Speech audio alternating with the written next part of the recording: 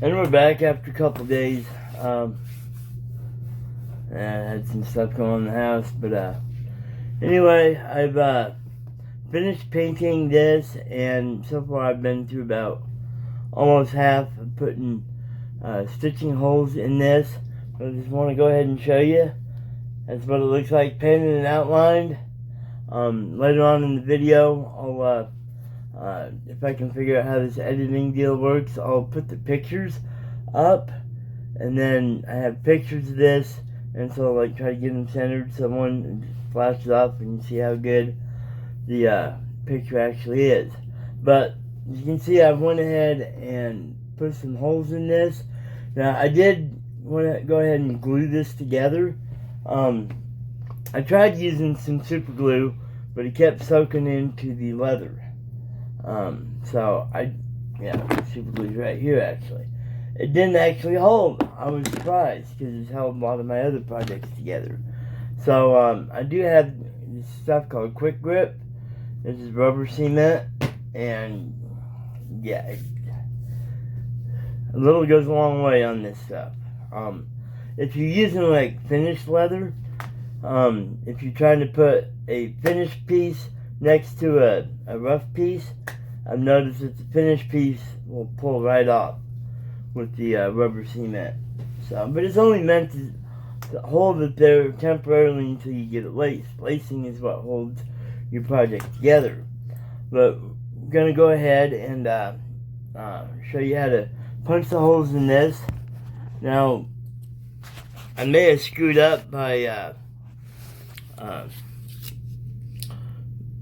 trying to go through 2 layers, because it takes quite a bit of effort to do. But also on the other hand, if I tried to sit here and freehand holes on this side and then try to get them on that side, it wouldn't line up. So I'll just show you one set what I'm having to do with this. And just a headphone alert, if you got headphones on, it's going to be super loud. So let me move this light over here. So this is going to be super loud. Like I said, if I had a GoPro, I could have it over here somewhere, maybe put it on my hat, something, so you could actually see what I was doing. But let's see if I can move my camera here. Okay, so basically, if you've never done hole stitching before, hole punching, you have to use 1 in the last hole that you actually made. That way you get proper spacing.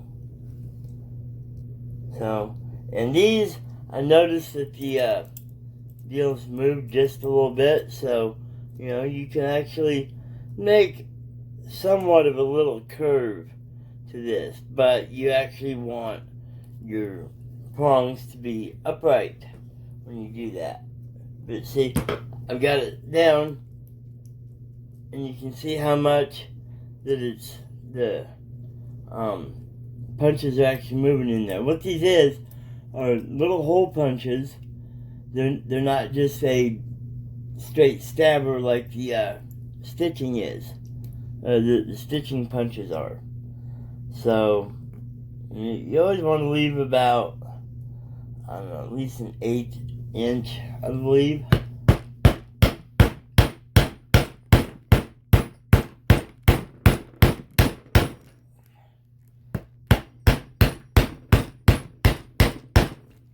And yes, I have hit my thumb before, and that would make it NSFW if I was to tell you all the words that I say when that happens.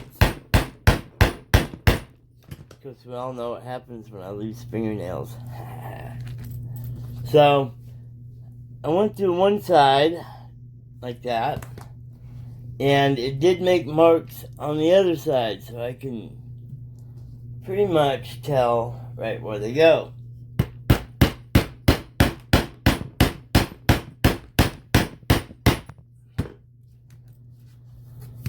And I found out you have to go back and forth several times with this thing. You can see through it, but once again, you gotta ream the hole. You gotta make it gape. So keep going back and forth, and okay. So also,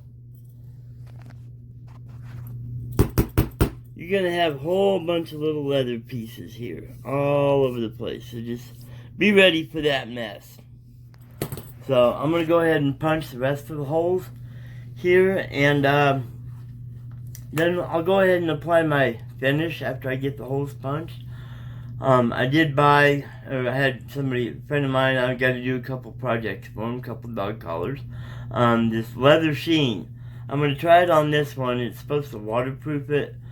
It does turn it a little bit darker, but it's supposed to have like a high gloss sheen to it and waterproof it. So I'm not going to be putting any oil down. I do have some oil conditioner, which I think, you know, like later on after this wears off a little bit, that's what you put on to keep it soft and supple. But it says right on it, do not use on oil tanned leather. Now, if any of you guys are fans of leatherworking, you actually do it yourself, and you're watching this, let me know. It says not for oil tan leather. So if you're putting oil on vegetable tan leather, that means it's oil tanned, correct?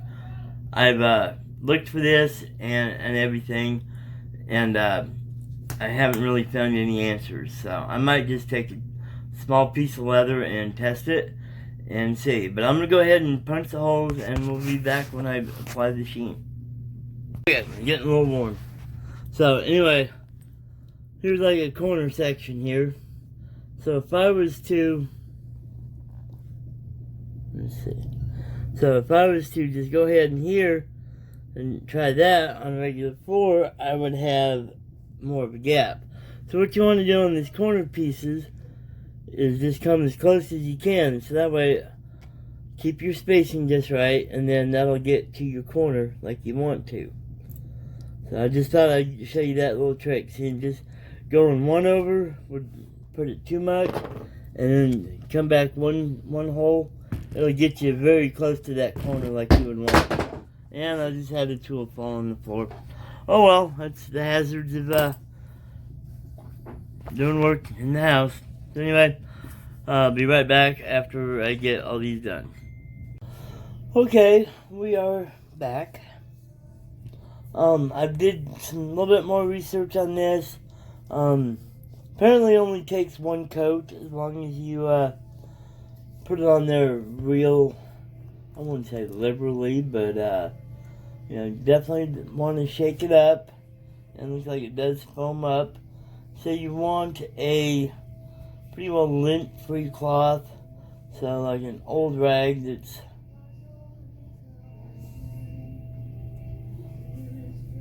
supposed to put some on a rag, soak it in a little bit, and apply it.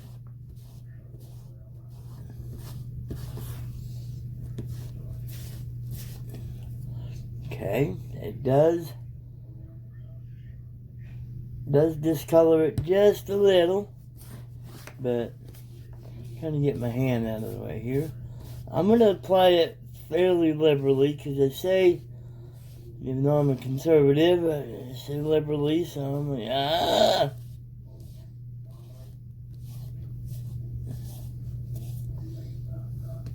Remember, come up here. It looks to me like you gotta like get in the grooves and stuff. Sorry, my hand is in the way. So that's, you see it already has a pretty good sheen to it. So that's what it looks like untreated, and that's what it looks like treated. So I'm going to go ahead and do this other side, and we'll hang it and let it dry. Might as well do it while I've got the rag wet. Now I'm gonna try to hold it like a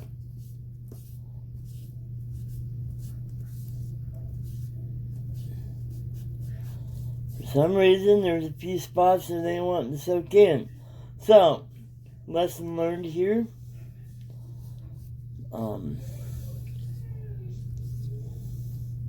So we got like one little spot there where it don't want to soak in. So either I got some glue on there or something, which I wonder if I can just go in here.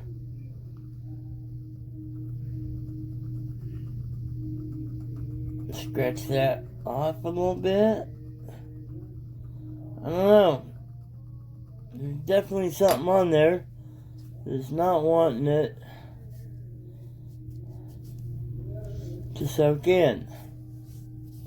So I don't know what exactly it was. It could be glue. Maybe it had a little bit of oil left over from a previous job. And I'm thinking it's glue because there's some of the stitching where some of the glue come up through the hole. So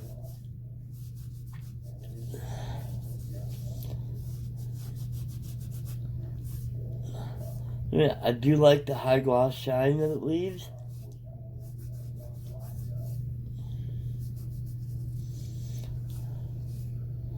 But honestly, I kind of like the oil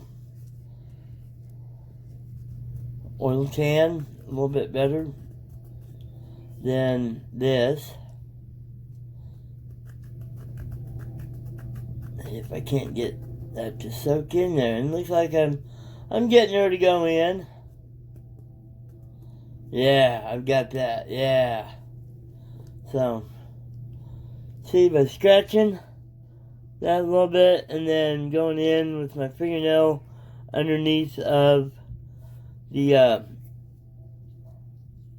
cloth here, I was able to get that going. So we'll go ahead. I like that shine. I'm sure you. Well, there you go.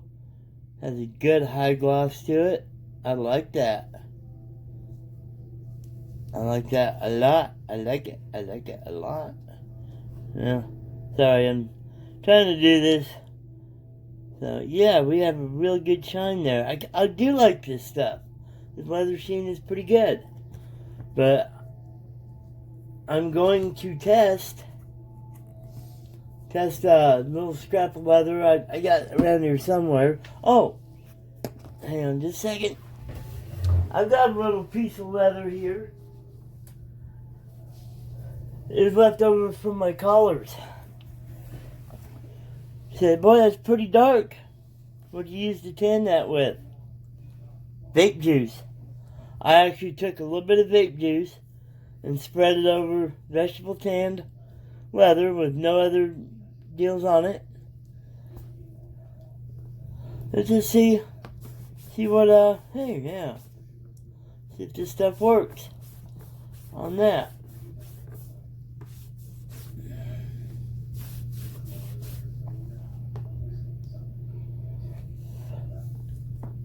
Here, I'm going to go ahead and put a little bit more on there. But see, vape juice is not oil. Because you can clean up vape juice with water. So, and part of it was some glycerin I had. Some natural 100% glycerin I got from Walmart.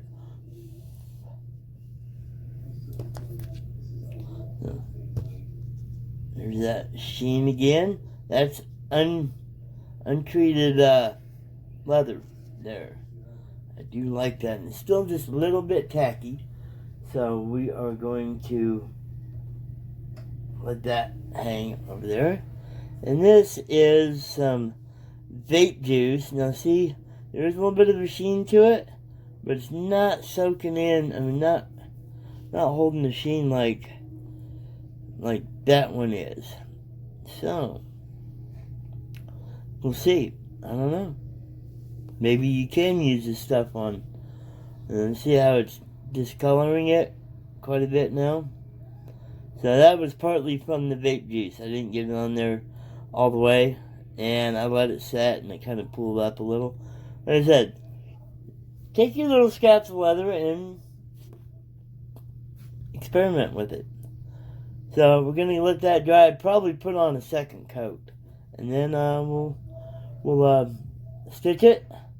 Which, judging by the holes, I'm probably gonna have to go through it. And this is the first punch I did with that deal, that new punch. And so if you can't get your needle, sorry, I got the hiccups now. Can't get that through there. Put it through there, and it makes the hole just a little bit bigger. So, yep, there you go. Makes it just a little bit bigger. Alright, y'all have a great day. Let me see, does this have a sheen to it? It has some gloss to it, but it sure feels different now. Feels different now. I'm going to go ahead and let that set. So, y'all have a great day. I'm going to stitch it up, and we'll come back with the final results. Thank you. Okay, well, I do have keychain done. As you can see, it is, if I can get it just right, you can see it's got quite a luster to it. So, the stitching was a lot easier. I did get some different needles than usually come in the kits. And they're just a little bit skinnier. They're just a little bit skinnier than the ones that come in the kits. And I'm thinking that maybe these holes are just a little bit bigger than the stamps that stamp out the project that they put in the kits. I didn't have any problem stitching this. On the corners here, let's see if I can. On the corners here, I did double stitch, even though it's not a 90. I tried this one, and it didn't look quite right, so I went ahead and double stitched it like you would a normal corner. And I should have had about another 6 inches of lace, but be able to get all the way around. So the only thing I got to do now is pound the laces flat, and I'm good to go. Ready to give it to my boss, because this is his dog, and basically this is his dog too. I mean, I raised the pup, but he takes care of him quite a bit more than I do.